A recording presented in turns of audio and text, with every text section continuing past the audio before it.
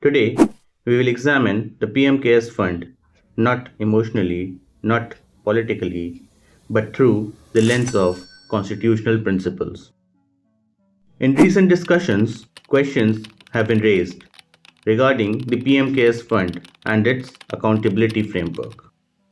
However, before examining the controversy, it is important to clearly understand what the PM Cares Fund is and how it differs from other constitutional funds like the Consolidated Fund of India, the Contingency Fund of India, and the Public Accounts of India.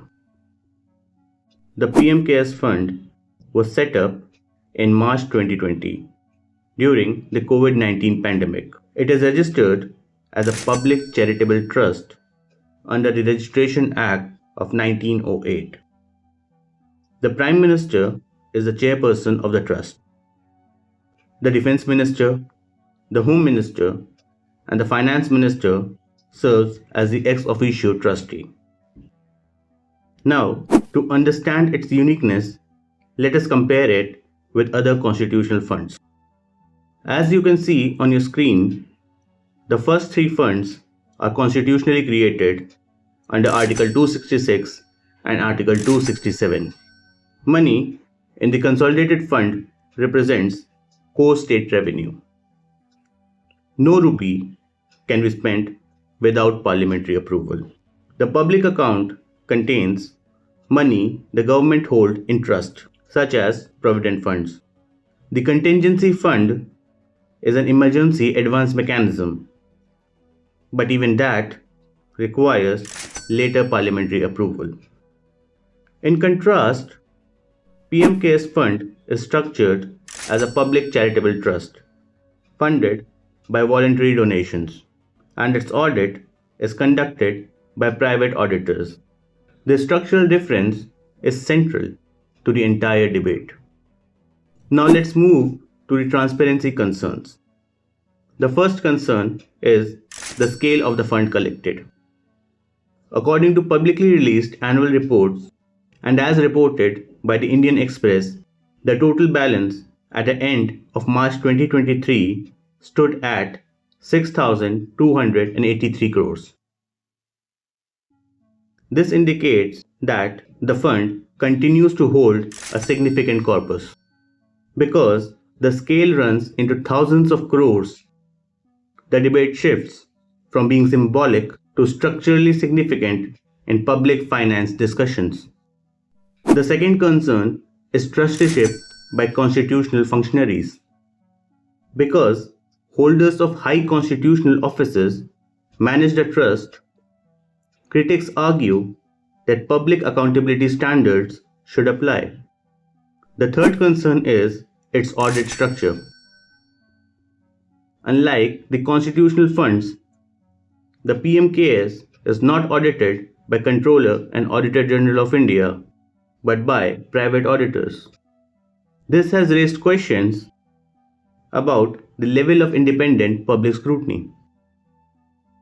The fourth concern is the exclusion of the fund from the RTI scrutiny. PMKS has stated that it is not a public authority under the Right to Information Act 2005. Citizens therefore cannot seek operational details through RTI in the same manner as they can from statutory public authorities. The fifth concern is the parliamentary question issue. In recent developments, the Prime Minister's office informed the Lok Sabha Secretariat that questions and matters relating to PM Cares Fund are not admissible in Lok Sabha. This means members of parliament cannot raise certain formal questions about the fund within parliamentary mechanisms. This further intensifies the accountability debate. Now let's move on to the final aspect of our discussion, that is the legality versus the ethics of PM Cares Fund. Is something constitutional simply because it does not violate written laws and rules? Or does democracy demands something deeper, what we call constitutional morality? Well, legally, since PM Care Fund depends on voluntary contributions and is not formed under any constitutional or statutory law. Hence, keeping it outside from the purview of public scrutiny is legal and cannot be challenged in any court. However, the ethical debate demands different answers. When public office holders manage large scale public funds under the name of Prime Minister's Office, should higher standards of transparency apply, even if not legally mandated? At the core of this debate is a larger democratic principle. When high public authority is associated with public funds, citizens often expect standards of transparency that go beyond minimum legal mandates. Thus, in a democracy, legality is just one dimension, public trust is another.